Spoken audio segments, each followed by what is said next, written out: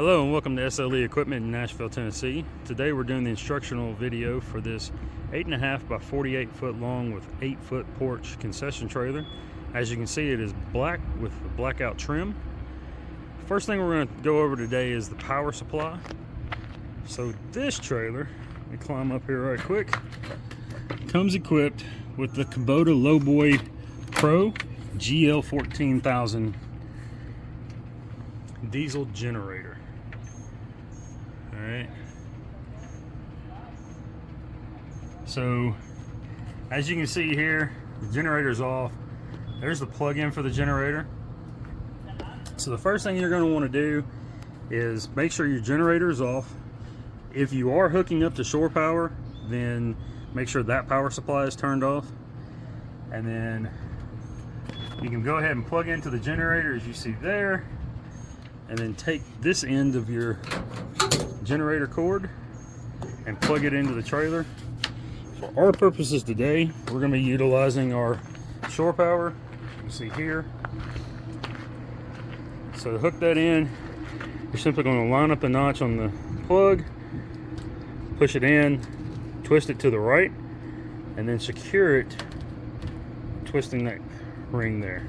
Okay, pretty simple operation. At that point, once you've done that, then you can feel free to crank up your generator, turn on your power supply if you're using shore power, whichever. So as I said though, this unit does come with the Kubota generator, so wait until after you've plugged in before turning on that generator, please.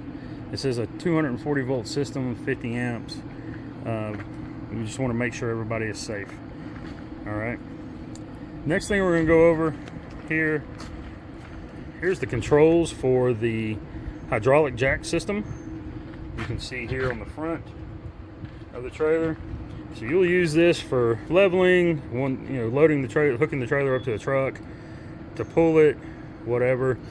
So simply to run it up, push up, down button takes it down. All right.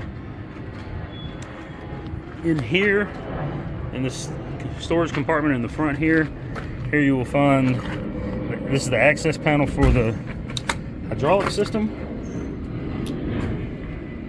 You see the 12 volt battery there that runs the hydraulic system, and the system with the jacks, access to the jacks here on the inside, everything. All right, and this does have a hookup here, so you can take this bar, move it over, line it up, hook it in, and now you're latched in. That will hold the door in place, and simply just raise a little bit, unplug it or unlatch it there, push it back in, it's locked back in place. All right.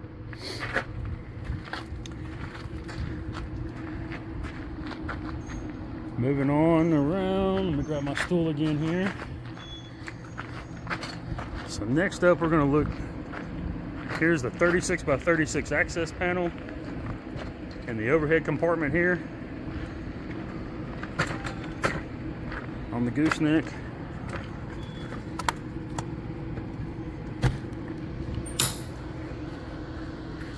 So as you can see inside this compartment, it is the full width of the trailer here. It does have an LED light here in the ceiling, and then over here on this inside wall, there's the electric panel, inverter to charge the 12 volt batteries, and then the 12 volt battery here. And then up right there on the wall, that's your on off switch for the LED light here inside the overhead compartment. And then this is the fuse panel here for the 12 volt system. So the 12 volt system operates all the interior and exterior LED lights, along with the water pump for the kitchens, or for the sinks, hand wash station, and the bathroom sink. All right, so the fuses for those are behind that black panel there. If anything was to go out, stop working, this will be the first place you'd want to check. All right.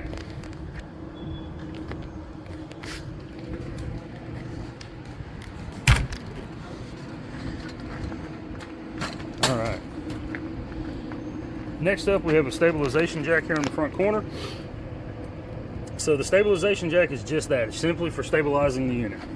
All right, so like I said earlier, you're gonna wanna use the hydraulic jacks on the front and or place tire or boards underneath the tires to level the unit.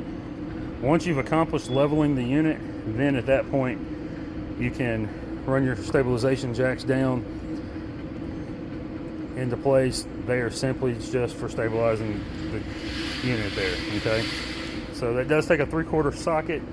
The unit comes equipped with a quick speed wrench to lower and raise the jack, or the easiest process, if you have an impact, get a 3/4 socket, hook it to your impact, and use that way. All right. Next thing we're going to talk about, here's the water access panels. So this first panel here, this does have 2 separate keys on it. So the black key goes to this first box, and this is the access panel for the water tank in the front, to the front sinks, the primary sinks and the hand wash station, okay? So if you're gonna fill the water tank here, simply remove that cap, insert your hose here, fill it. It's a 30-gallon freshwater tank. So once that's full, pull the hose, replace your cap, you're good to go. Now, if you're gonna be using the pressurized system, you just come here, remove this little cap. This is a typical garden hose fitting. You can see it has a filter screen on it. That turns rather easily. Screw that in place here. That bypasses your freshwater tank and supplies water directly to the faucets and the water heater and the water pump. So you can utilize that if you have access to a pressurized system. All right. And then same thing for the bathroom sink. This fills the tank for the bathroom, and then this is for the pressurized unit for the bathroom. All right. We'll close those up. I will make sure these keys are hanging around the faucet and the 3-bay sink inside. All right. Next, we have the drain, wastewater drain for this unit. This is for the primary water tank for the sinks. So to use this is a 3-inch fitting here, or 3-inch cap. Simply twist that cap off. You can attach a 3-inch hose there. You can buy that hose at Amazon or any of your RV and camping supply stores. And once you've attached your hose, grab this lever here, pull it out. It'll drain. Once it's complete, push that back in, just detach your hose, put your cap back in place. All right, you're good there. Same thing with this drain. It works the exact same way. This is the waste tank drain for the bathroom sink, for the bathroom. All right, moving on around. Here we have the 48 by 78 inch door, entry door. And you can see the LED light on top. Up there.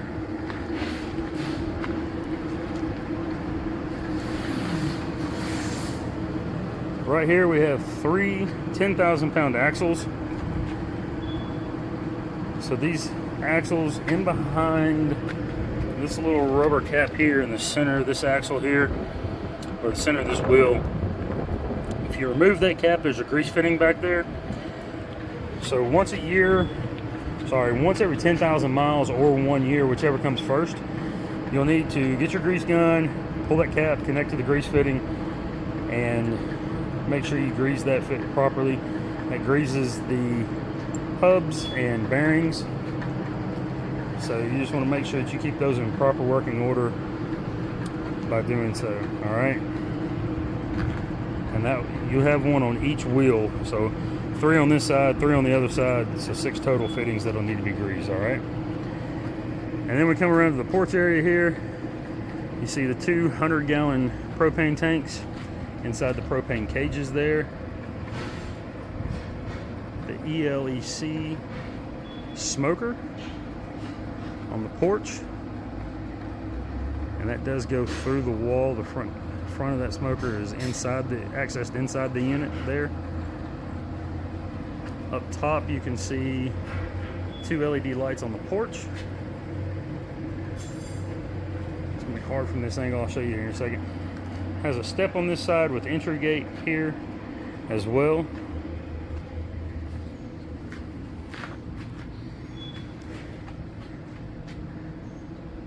I don't have the rear rail in place just to kind of give a little better look at the unit.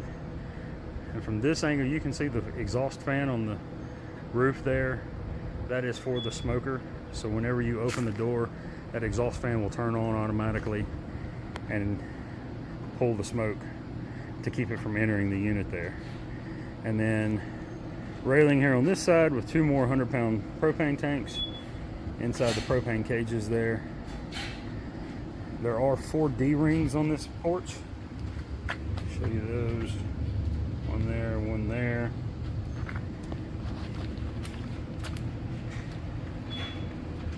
One here, and then one there as well. There's the drain for the smoker. Just kind of give you as good a look at the smoker here on the outside as I can.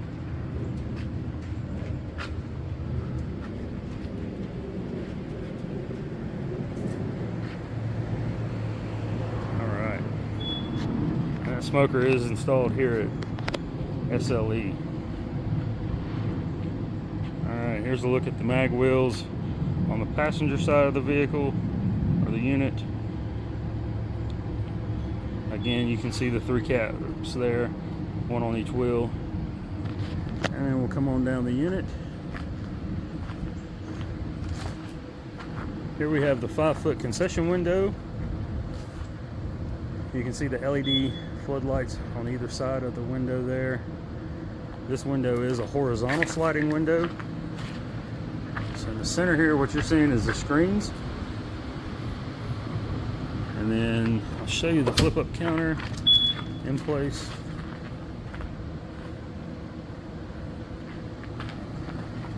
And to lower this flip-up counter, you're going to simply come right here, depress 1 latch, come to the other side. Don't push up on the counter itself. Depress the 2nd latch and then lower the flip-up counter there. Alright. Pretty simple operation. Now, let's go over the gas on this unit. So, before turning on the gas, first thing we want to do, open this concession window. Make sure that it is open. The glass is slid open, that way you can get the airflow through the screens. And then we'll go around and go inside the unit for the next steps in this process here. Alright, so step 2 in the process before turning on the gas, we're going to come right here. These 2 switches here turn on the exhaust fans on the exhaust, or turn on the fans on the exhaust hood. Alright, this top switch, that simply turns the lights on the hood on and off. Okay, so you'll want to come here after you've opened your concession window, turn on both switches, get your exhaust hood going. Give you a look at that hood there. And we'll talk about the hood more here in a few minutes. Once you turn the exhaust hood on, then you want to come down here to each of your appliances and just verify that the appliances, all the knobs on the appliances are all in the off position. Okay, that one's off, off, off, off, off, off, off. Oven's off. There's the oven here. That one's off.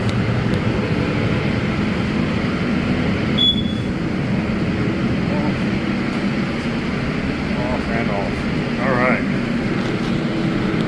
So, once we've verified that all of our knobs are in the off position, we have our hood on, our concession window open. Now we're ready to go to the back of the unit here and turn on the propane system. All right. So for our purposes today, we will be utilizing our supplied tank here. As you can see, I have it hooked up to this first regulator, but I will demonstrate here on this tank here. So these tanks, when you get them, they do come empty. They're 100-pound propane tanks, so they hold approximately 23 gallons of propane. You'll need to take all 4 of the tanks to a licensed certified dealer, let them fill them. Reason for that is you get somebody that's not licensed and certified in it, if they're not really 100% certain of what they're doing and competent to do this, they could potentially overfill the tanks, and that could potentially damage the tank valve or the regulator. All right, so first thing you want to do is come here to the valve here, open that all the way up. So just turn it until you get that all the way turned on. Okay, and then here on the back of this regulator, you'll see the word vent right here. So you'll kind of want to smell right here, make sure you don't smell an abnormal amount of gas coming out of here, and listen to see if you hear any hissing coming out of here. If you do, turn the valve on the tank back off, close it up. Potentially you've got a bad regulator, so you'll need to get that checked out by your local gas company. Okay, if this checks out, move on to the next step, which is flip the handle up, opening that valve. So when the handle is not in line with the gas line, then that is turned in closed and off position. When it's in line, that valve is now open and allowing gas to flow through. Okay, so when you first turn this on, you'll hear an initial whoosh of gas go through the line. That's all you should hear. If you hear gas continuously running through the line there, then at that point you'll need to close this back off and contact your gas company, turn off your valve, contact your gas company, have them come out and check the unit. Let me back up one step there. So when you turn this on, if you hear gas continuously flowing through this, turn this off, go back inside the unit, check and make sure all your knobs are turned off. It is possible that you bumped a knob while you were checking your knobs and accidentally turn one on, turn 2 on, whatever, and that's what's causing you to hear that continuous flow of gas here. All right. You've done that, then come back, flip this valve back open. If you still hear gas continuously running, and all of those were for sure turned off, turn this back off, contact your local gas company, have them come out and service the unit. One of the big reasons why you most likely have a leak, if you're hearing gas running and all your appliances are turned off, you most likely have a leak. We don't want to have any incidents, explosions, anything of that sort. I know it sounds dramatic, but it can happen. So I do want to show you here, these gas lines here, they run down and go through the bottom of the unit there. So you can see where it goes through the floor there, and you can see the bottom side right there. All right, so all of the gas lines run underneath the unit and then up through the floor where they need to be for the appliances. Due to that, the potential exists for road debris, whether it be rocks or chunks of wood, chunks of rubber, whatever, to kick up off the road, hit a gas line and puncture it. So if you hear that continuous flow of gas, please shut everything back down immediately and contact your local gas company. Let them come out and inspect the unit and make any necessary repairs. All right, so we've done that. I've already started up all the pilot lights, so I did all these same checks. All right, turn my gas on, I listened, I smelled right in this area, didn't have any issues, open the valve, no continuous flow of gas. So at this point, once you get that, now you're ready to go back inside the unit and light your appliances. Sorry to be a little redundant there, but Just cannot emphasize enough the importance of this. Alright, let's go through these appliances. So first up, here we have the two 50-pound Royal fryers. See the baskets there inside them.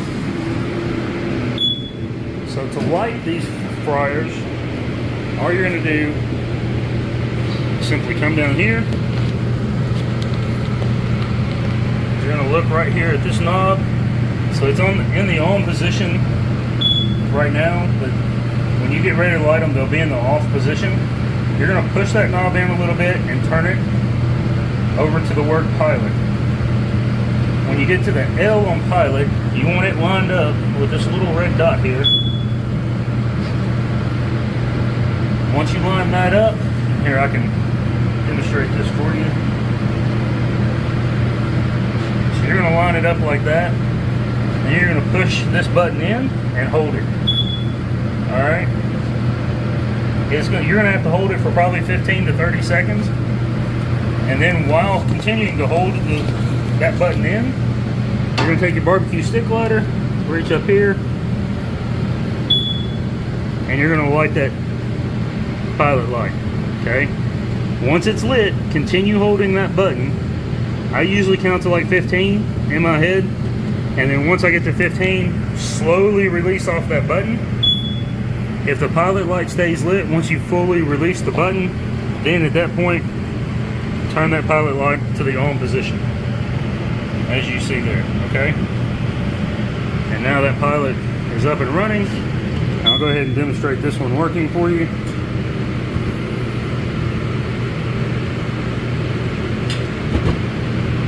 All right. Same operation on this one. See that pilot flowing, and I'm going to go ahead and demonstrate this one.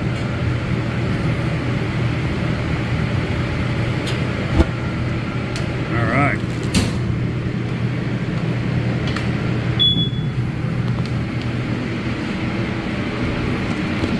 Up next, we have the 60-inch combination griddle and 4-burner with 2 ovens from Royal.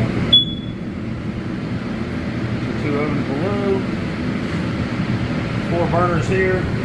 So these burners are free-flowing pilot lights. So there's no on-off switch for these or button. You simply just take your barbecue stick lighter, light it, and then light it. All right. Demonstrate these working.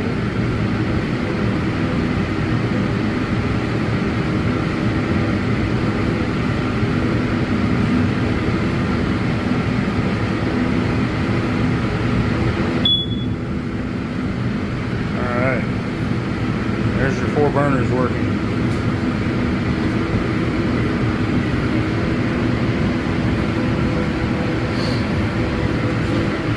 Now for the griddle.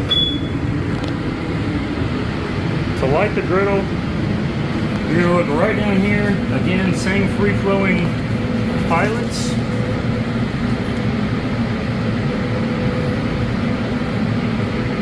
And right next to the knobs, this little screw right there, that's your adjustment screw for the pilot lights. So you're simply going to come here, right beside that adjustment screw, stick your barbecue stick lighter in there, light, pull your stick lighter out, and you can see that blue flame back in there. There we go. Alright. And same thing on the burners. You have the adjustment screw here. Now that one adjustment screw on the burners, that one screw goes to both burners here on the left side. And then that one screw adjusts the pilot lights on both of these burners on the right side, okay? So, when you come down here, you just simply repeat that process. I'll show you that pilot light on. And then same thing here, repeat that process. That pilot light is on as well. Alright. Next up, we have the Royal Charbroiler, 36-inch charbroiler. There's a couple of ways you can light this. You can go from underneath and just follow the gas line to the pilot. There's a gas line attached to each burner or each knob there, or you can come through the top side.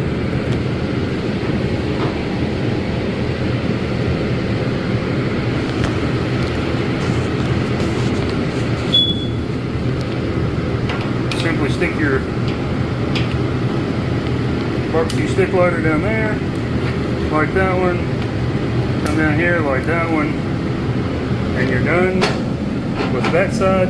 Now that's going to be both of these knobs here, and then this knob is right down in there. There's your pilot light for that one, okay? And you just simply, same thing, put your stick lighter down in there and light that pilot light. Now I'll go ahead and demonstrate this.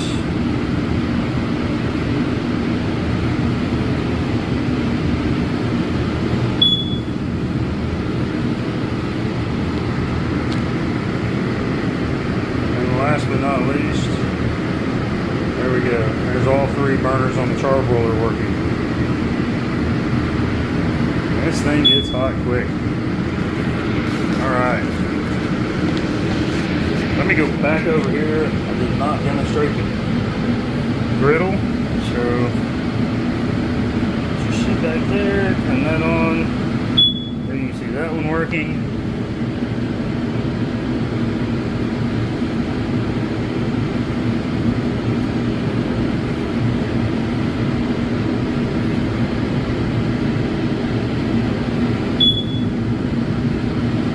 There's that one. Sorry for the shoddy camera work here.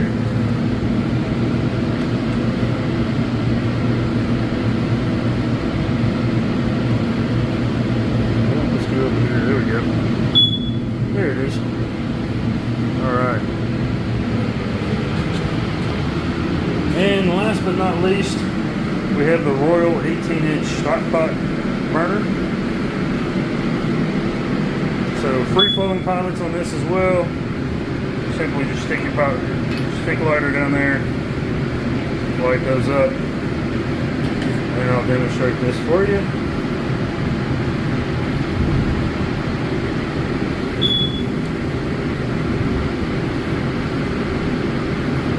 Just taking a second, but it's getting them all lit. There you go.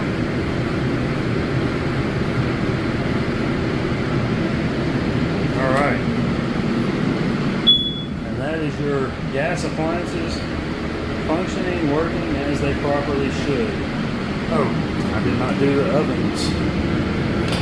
Alright, so for the ovens, you gotta get down to the floor. Lift, pull back. Alright, now this is a two-hand operation here.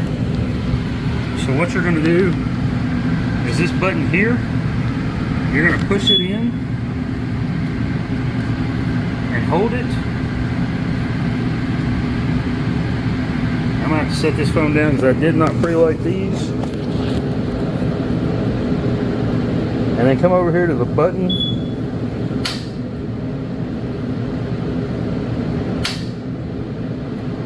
Alright, sorry about that. I was looking in the wrong place. I was trying to look through here and not through there.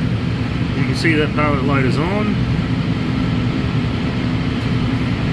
And then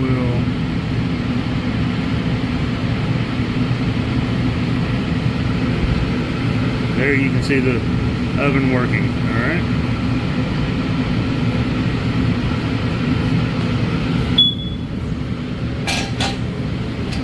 Again, that is a free-flowing pilot light there.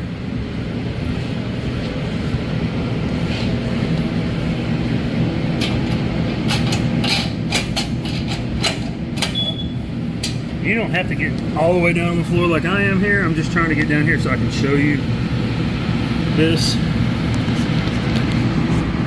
So again, set the phone back here.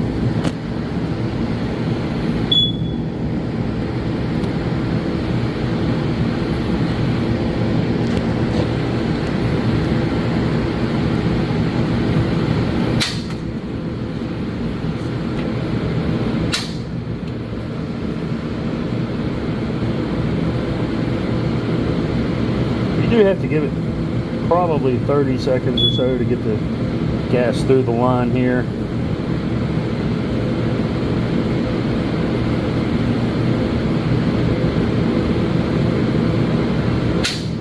Alright. And as you can see right there, oh, it went out. Hold on. Another quick note. Once you've lit the pilot light, slowly release off of this button here so that the pilot light stays lit. And you can see it there, and now I'll demonstrate this oven working.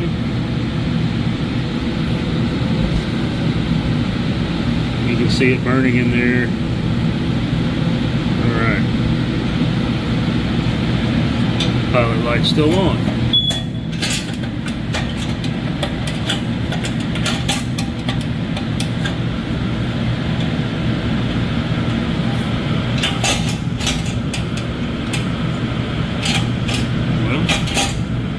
If you grab it in the center, there it is. Alright. And that's lighting all your gas appliances there.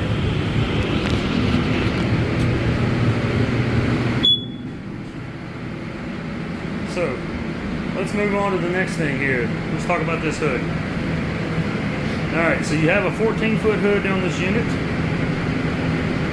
As you can see, the grease filters are in place. Down through here. Note that the filters are placed firmly up against each other, eliminating as much space in between the filters as possible.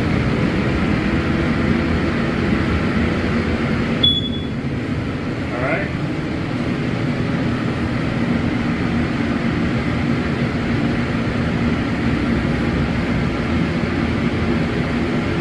So, with these filters, you'll need to, once a week, take them out.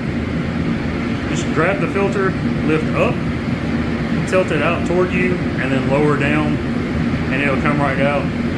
Take those out at least once a week. Wash them with soap and warm water. Get them good and clean. That way it helps prevent any grease fires inside the hood there. And then to put them back in place, just lift them up into the top rail, push them in, and lower them down into the bottom rail there. Alright. And you can see the grease rail here.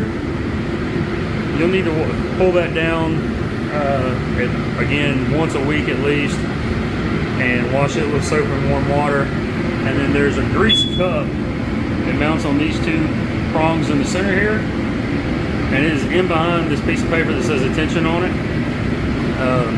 That you'll probably need to wash more often than once a week. So that will fill up the fastest, but you'll need to wash it with soap and warm water as well. Alright. Next up, you see the fire suppression system here.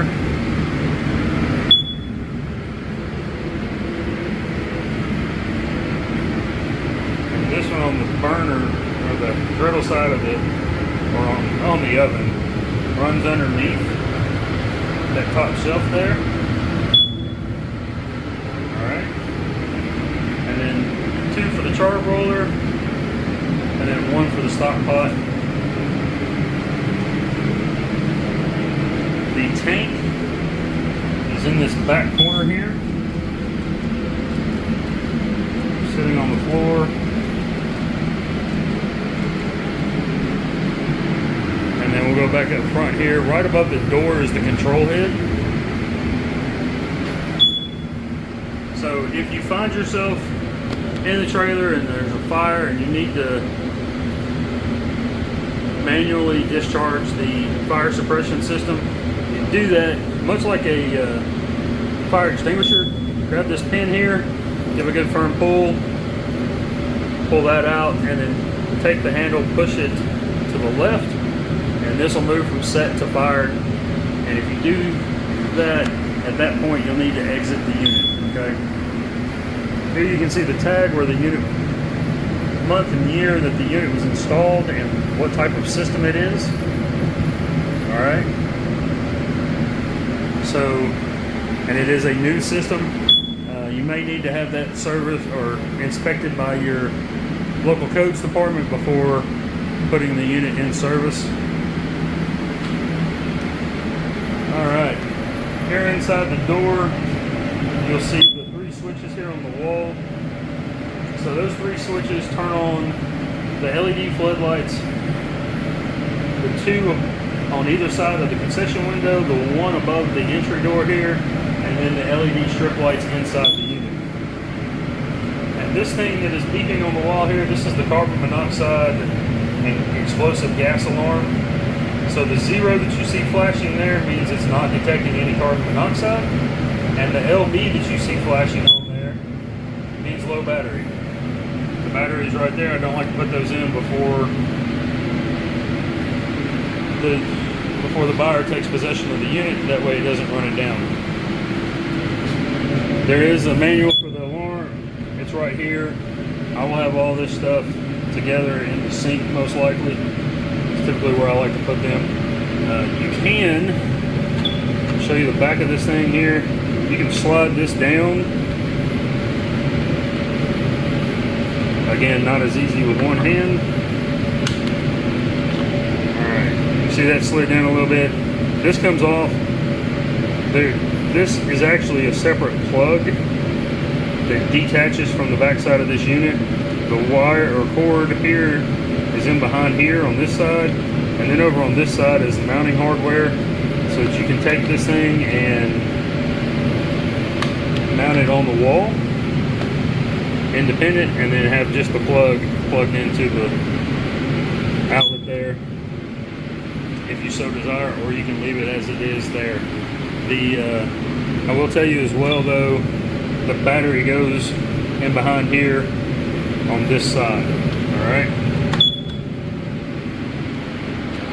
Alright, let's go over the rest of the appliances and features of this trailer here.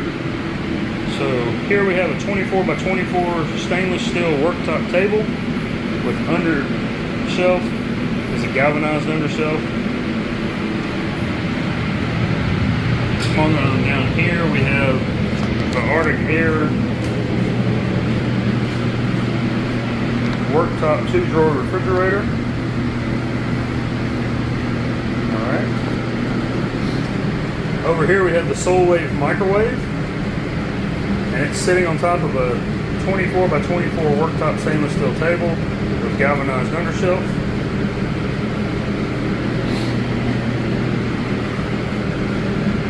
Back here you have 9 feet of cabinetry, along with a stainless steel top. So plenty of storage space inside these cabinets here. As you can see, that just goes in underneath there, all the way through. And each one of these doors open. Here you see these are the charcoal or the briquettes for the char broiler. I didn't want to have them in there. Obviously still have them in the plastic, so having the pilot lights lit, I do not want to do that. Alright. Next up we have the Asper freezer. It is a 23 cubic foot freezer. You see it there. I'll show you if this is working. It's a nice warm -8 degrees Fahrenheit. Take a look inside the freezer here.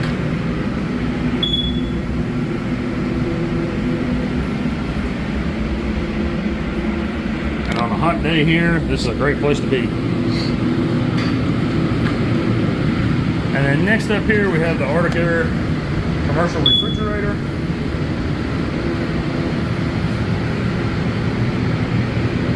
It is a 23 cubic foot refrigerator. I'll show you it's working here. It is at 34 degrees currently. Show you the inside. Alright, and then right here, I'm going to show you this. These keys, these keys here go to this key slot here above the door. So you can lock this, and it locks the door, and that way the door can't open while it's in transport. The Asper has the same setup, and those keys are inside that manual as well. Alright. Moving on over here, we have the Metro warming cabinet.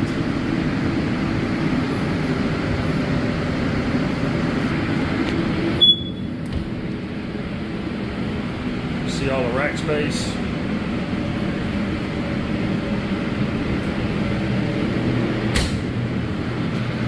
I will turn it on for you so you can see it powering up.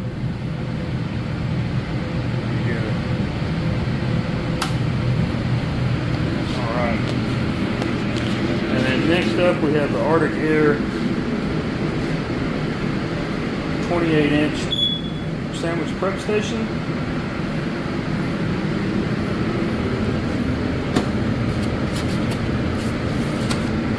There's your bins. Nice and cool in there. The door is taped shut, so I'm going to leave it like that, but you can open that door. It does have the refrigerator below. And then down below here, you can see it's a nice 34 degrees. Alright, see it working there. And next, we have the 48-inch upper shelf above our, I do believe that's a 10-foot long, 18-inch wide counter there. Maybe a 24-inch counter actually. Sorry about that. Stainless steel countertops here, at right below the concession window, and then running on down. And then here we have the hand wash station, along with the 3-bay sink. And as you can see, the sink is sloped in here. Slopes in so that all the water, any water that gets up here will wash down into the sink. And then 3 cabinets below. So these cabinets give you access to all your plumbing. That is the freshwater tank for the bathroom. There's your water heater. Plug for the water heater there on the wall.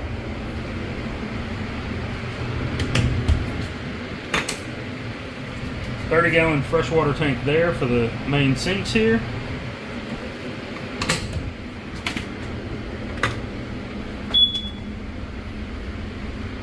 And back here in the back, that is your water pump. Alright. So one thing I do want to show you here,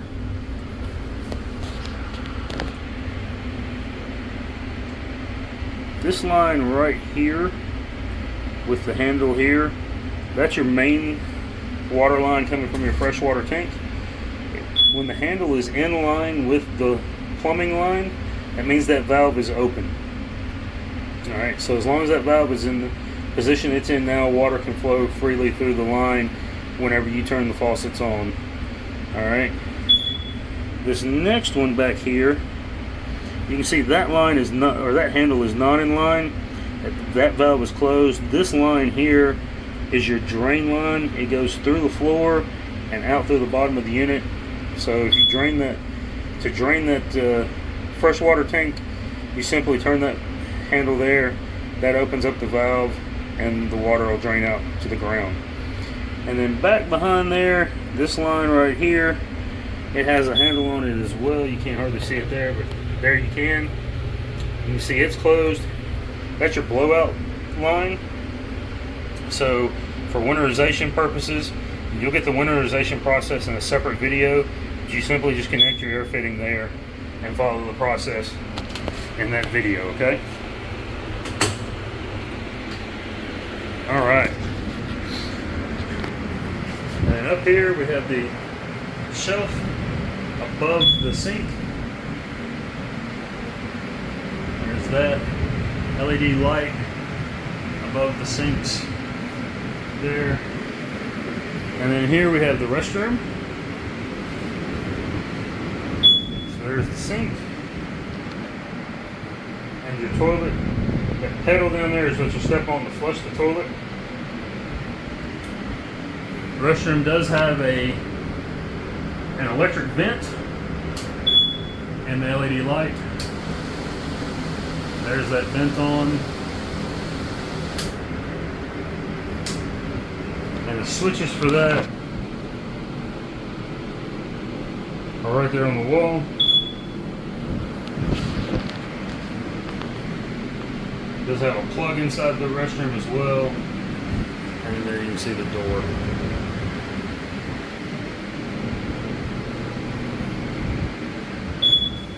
Alright, and then underneath that cabinet there is the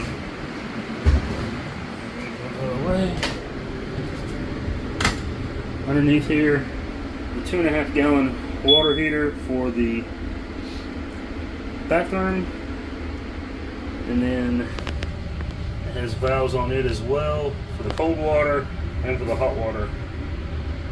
And then there's the plug where you plug in the water heater. Alright.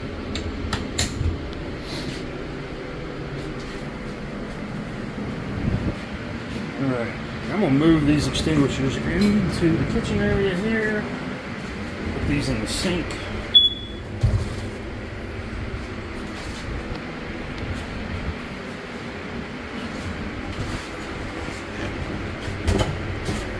I apologize if you get dizzy from the camera work. Alright, so these two extinguishers here come with the unit. One is an ABC extinguisher. That's this one here, and then this one here is the Class K extinguisher. It is required in every commercial kitchen. Alright. And then below your hand wash station here, this is your on-off switch for the water pump. So anytime you're running the water, you'll need the faucets, you'll need to make sure that that switch is turned to the on position. Alright. Oh. That reminds me, let's get a check on the water temperature while we're up here.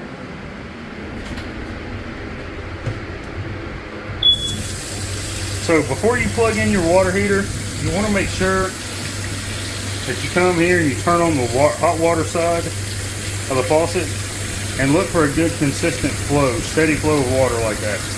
Once you have that good steady flow, then you know the water heater is full, and at that point you're free to turn on or plug in your water heater.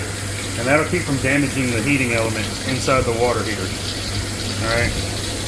If you turn that faucet and it's spitting and sputtering water, please do not turn your water heater on until you have a steady flow of water.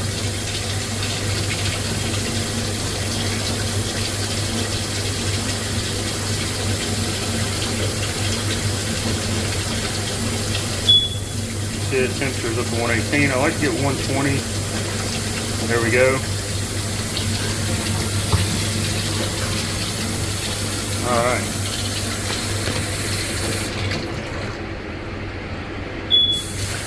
And there's an adjustment dial on the water heater there, so you can adjust that. I'll show you the cold water side there. And I'll come over here. Hot water. Cold water.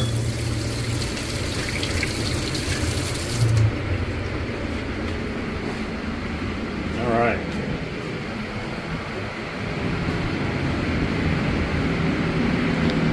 Now, let's go back here and look at this smoker. This is the front side of that smoker. Coming through the wall here.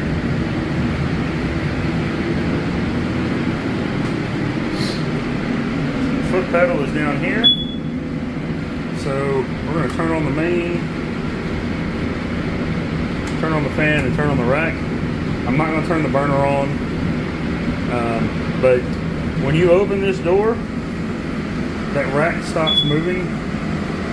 You can see it there, and then if you come to the foot pedal here, you can operate the rack to move the individual racks around to you to where you need them.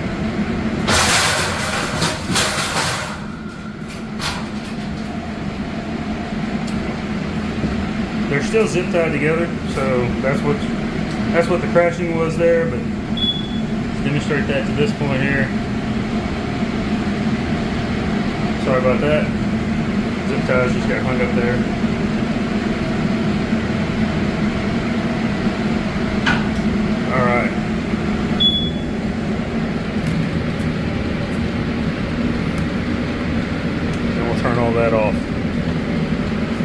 your temperature knob there. Temperature gauge up here. There is a button for the evacuator as well.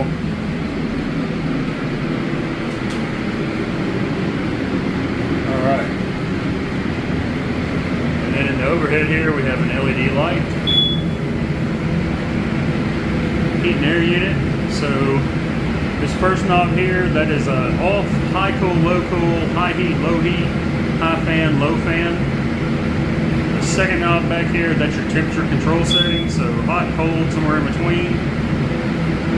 This switch and this switch simply are turn off or close up or open the ends here. So this switch opens or closes this end, that one opens or closes the other end. So you can have the air blowing one direction or the other or both. Alright. And then we have another LED light. Manual vent here. Reach up there and turn that knob to open that vent up and to close it. Another LED light here, and then the front AC. Same knobs on it as the back one, and then the LED light, strip light here, and I've already showed you the one above the sinks there. All right. So. Let's go over take a look at the plugs, outlets on this trailer. You know that one's working. Go back here to this one. Two lights together mean it's on.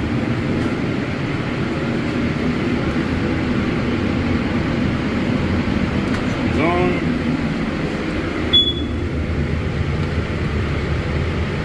On.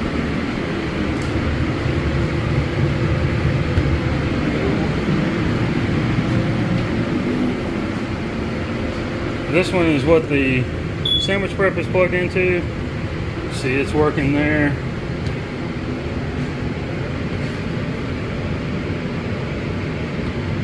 Alright.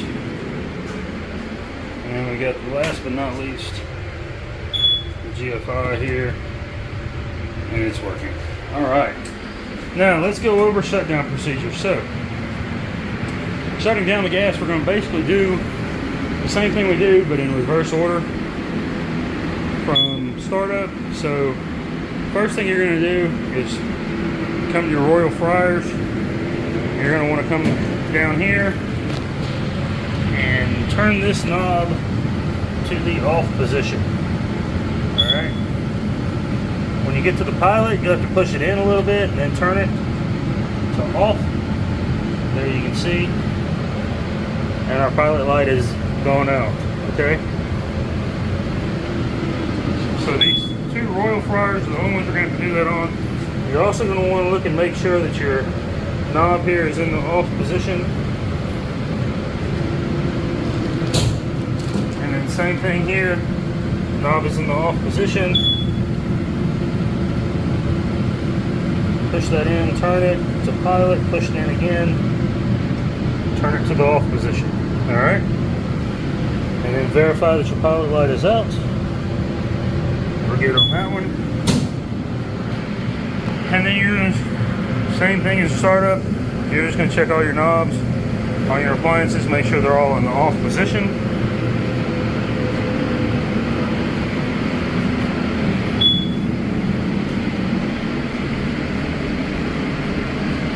Alright. Now, once we've done that, we're going to leave the exhaust fan running, leave that concession window open, and we're going to exit the unit. Come back here to the gas tanks.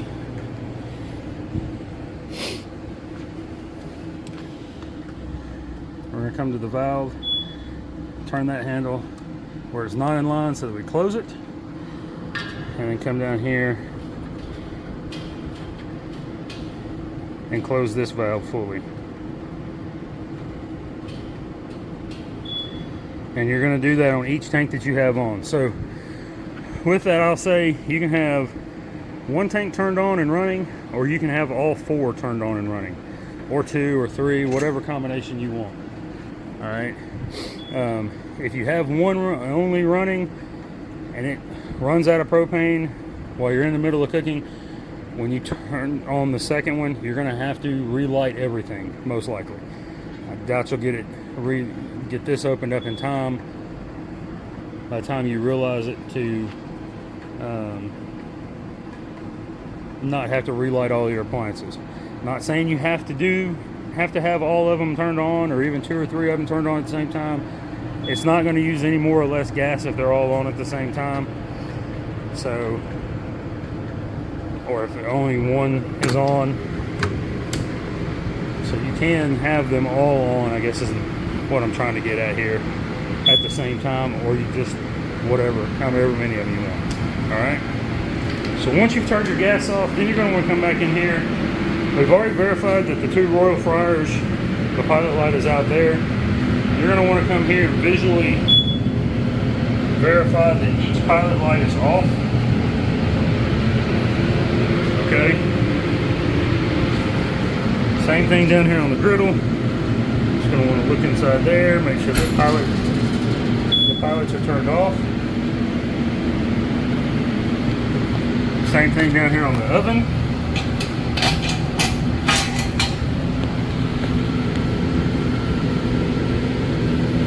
That's off. And the reason we're doing this is just simply to verify that there is no gas still running to the unit, right? So by verifying that all of our free-flowing pilots have gone out, we're also verifying and double-checking that all the gas is turned off to the unit. So if you have all 4 tanks on, or 2 or 3 tanks turned on, and you only turn off 1 or 2 or 3, and you leave 1 tank on, that tank will continue supplying gas. Your pilots will continue to run. So once you turn everything off, you want to verify that everything goes off. Okay. Once you've done that, you're done with the gas. Then you can come down here and you can turn off your exhaust hood if you like. You can leave the light on if you're working inside the unit still, cleaning up, things of that sort. So that's the shutdown procedure for the gas.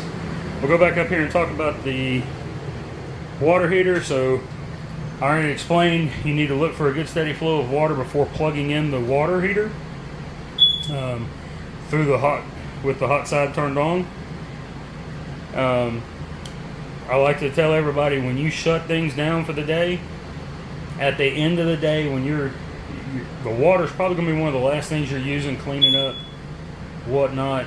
So when you're done at the end of the day, I recommend you go in and you unplug your water heater.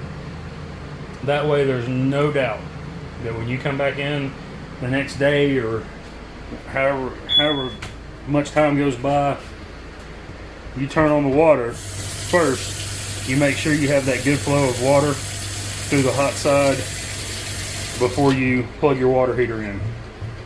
This way it prevents you from forgetting that you unplugged your water heater, or that you left your water heater plugged in and you've gone through the winterization process, or the drain got left open or something, right?